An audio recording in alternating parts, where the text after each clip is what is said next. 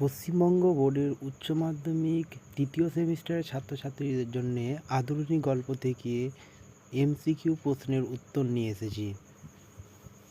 তোমরা এই উত্তরগুলি ভালো করে পড়ে যাবে, প্রশ্ন উত্তরগুলি ভালো করে পড়ে যাবে। আধুনিক গল্পটি প্রকাশিত হয়েছিল কোন পত্রিকায়? সাহিত্য পত্রিকায়। আমার কথাটি মন দিয়ে শোনো এবং খাতায় নোট ডাউন করে লেখো, তোমরা দেখবে অবশ্যই সফলতা পাবে। আধুনিক গল্পটি প্রকাশিত হয়েছিল 1320 বঙ্গাব্দে।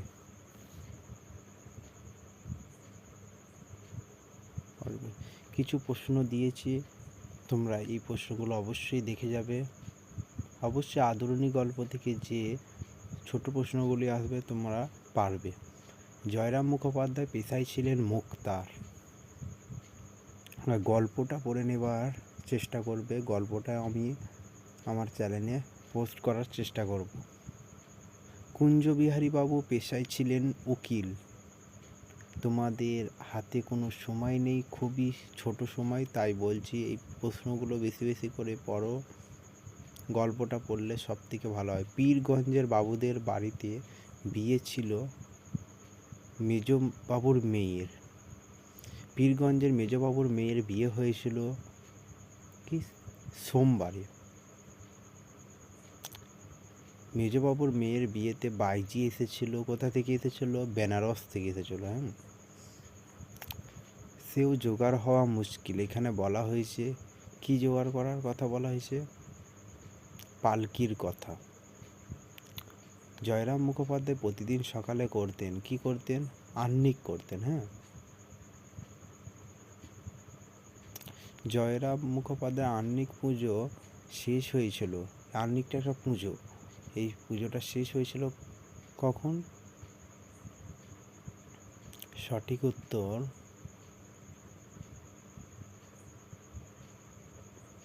সকাল 9টায়।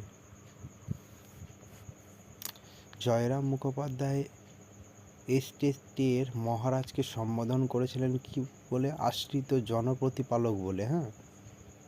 জয়রাম মুখোপাধ্যায় এস্টেটের মহারাজকে সম্বোধন করেছিলেন আশ্রিত জনপ্রতিপালক বলে। সঠিক উত্তর বিয়েরটা। ভালো করে তোমরা খাতায় লিখে নাও আর বারবার পড়ো আর বারবার প্র্যাকটিস করো। আমি আজ কত বছর ধরে এস্টেটের বাধা মুক্তার? 20 বছর ধরে। সঠিক উত্তর এটা হবে, 20 বছর ধরে।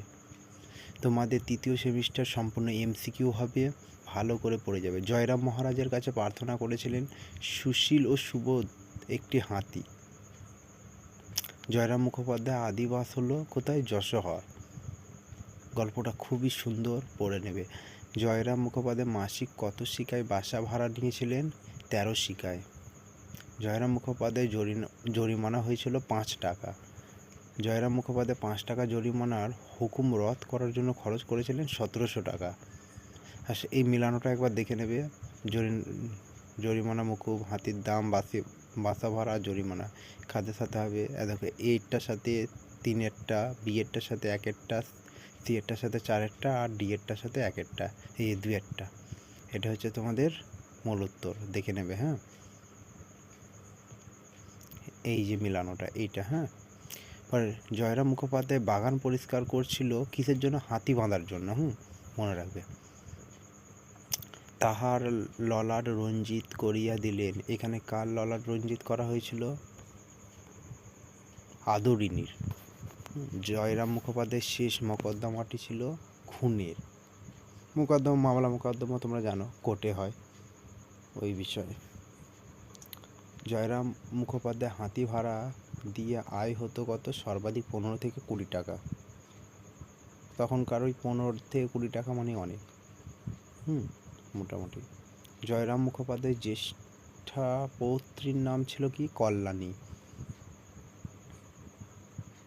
জয়রাম মুখোপাধ্যায়ের জ্যেষ্ঠা পৌত্রীর বিয়েতে পাত্রপক্ষের দাবি ছিল কত টাকা? 2000 টাকা। পৌত্রীর বিয়েতে পাত্রপক্ষের দাবি মানে পণ হিসেবে 2000 টাকা।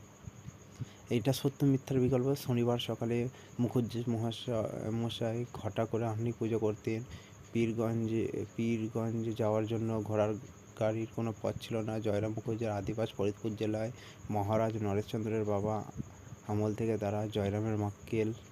এই যে 1 2 3 4 কোনটাটি একেরটা হবে মিথ্যা, দুয়েরটা সত্য, তিনেরটা মিথ্যা, চারেরটা সত্য।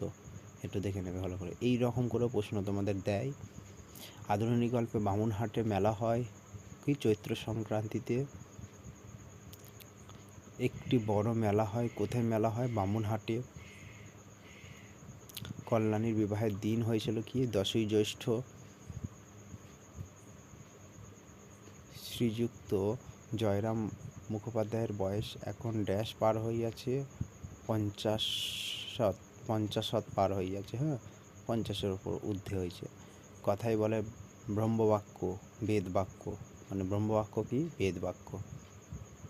চোখের আদরণী রসুলগঞ্জের মেলায় যাওয়ার সময় কি চোখের জল ফেলছিল, চোখের জল ফেলে। মহারাজ নরেশচন্দ্রের বৈঠকখানাটি ছিল কি দ্বিতল, মানে দ্বিতলা, যেটাকে বলছে দ্বিতল, দুতলা ছিল।